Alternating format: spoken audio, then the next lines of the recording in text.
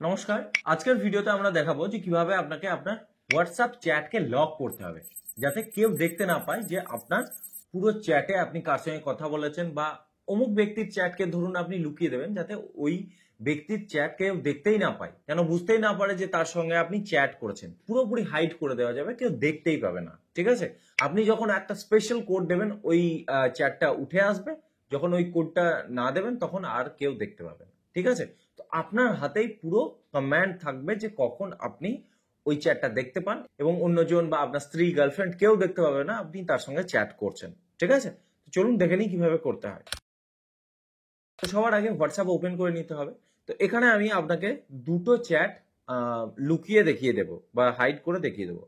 তো আমি দুটো চ্যাটকে সিলেক্ট করলাম, এটা আর এটা। ঠিক আছে, তো এটা সিলেক্ট করার পর এখানে ক্লিক করব। এখানে ক্লিক করার পর লক চ্যাটসে ক্লিক করব।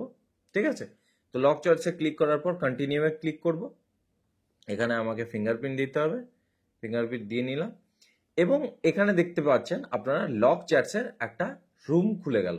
ঠিক আছে, এবার আপনি এখানে যদি ক্লিক করেন, ফিঙ্গারপ্রিন্ট দিলেন, দেখুন এর মধ্যে এই লক চ্যাটের ভিতরে এই দুটোকে দেখতে পাচ্ছেন। তো তাহলে এই দুটো এই লক চ্যাটসের ভিতরে থাকছে।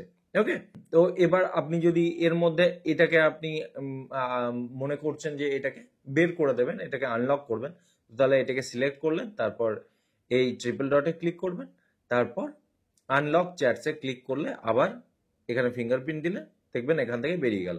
ঠিক আছে, আবার এখানে চলে এলো। তো এভাবে লক আনলক করতে হবে। কিন্তু এবার আমি এখান থেকে এটাকে সরিয়ে দেখিয়ে দিচ্ছি যে এখানে আমি যখন ঢুকলাম, আবার নতুন করে ঢুকলাম, কেউ দেখতে পাচ্ছে না যে আপনি একটা চ্যাটকে লক করে রেখেছেন।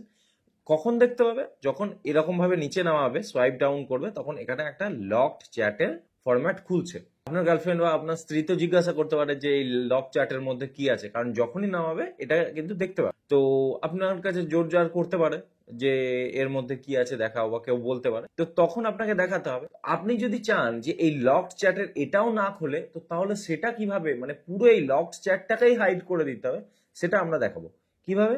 এই লক চ্যাটের ভিতরে ঢুকবেন, এখানে ফিঙ্গারপ্রিন্ট দেবেন, তারপর চ্যাট লক সেটিংসে ক্লিক করবেন। ঠিক আছে, তো এখানে দেখুন হাইড লক চ্যাটস। তো লক চ্যাটটাকে আমরা হাইড করার জন্য এটাকে অন করে দেবো।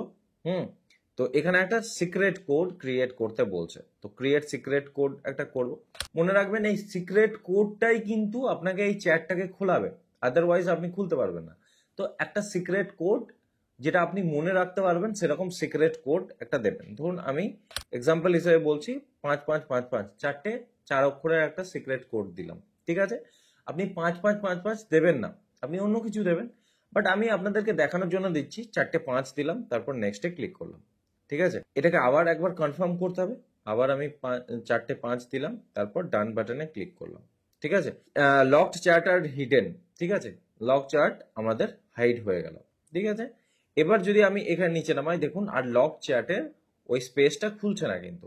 ঠিক আছে, তো তাহলে এবার লক চ্যাটটা কোথায় থেকে আমরা দেখতে পাবো? ওখানে তো কাউকে, ওই লক চ্যাটে কাউকে রেখে দিয়েছি, তো সে আমাদেরকে কি মেসেজ পাঠাচ্ছে বা কি পিং করছে সেটা, বা যদি কোনো পিকচার পাঠাচ্ছে সেটা কিভাবে দেখবো?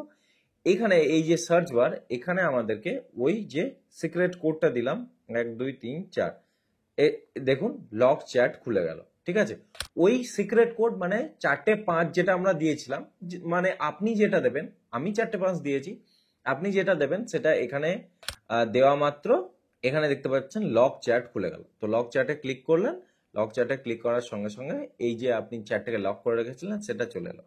সো এই কোডটা মনে রাখা খুব জরুরি, তা নইলে এটা হারিয়ে যাবে বা আপনি ওই লক চ্যাটটাকে খুলতে পারবেন। তো এরকম ভাবে আপনাকে হোয়াটসঅ্যাপে চ্যাটকে লক করতে হবে এবং সেটাকে হাইডও করে দিতে হবে যাতে কেউ দেখতে না পায় যে আপনি কোনো চ্যাটকে হাইড করেছেন কিনা বা কোনো চ্যাটকে লক করেছেন কিনা। আশা করি আপনাদের বুঝতে কারো কোনো রকম অসুবিধা হয়নি যে কিভাবে এটা করতে হয়। যদি ভিডিওটা হেল্পফুল মনে হয় বা এই ভিডিও থেকে যদি আপনি ভ্যালু পান, তাহলে অবশ্যই ভিডিওটা লাইক করবেন এবং চ্যানেলটাকেও সাবস্ক্রাইব করতে পারেন। ধন্যবাদ।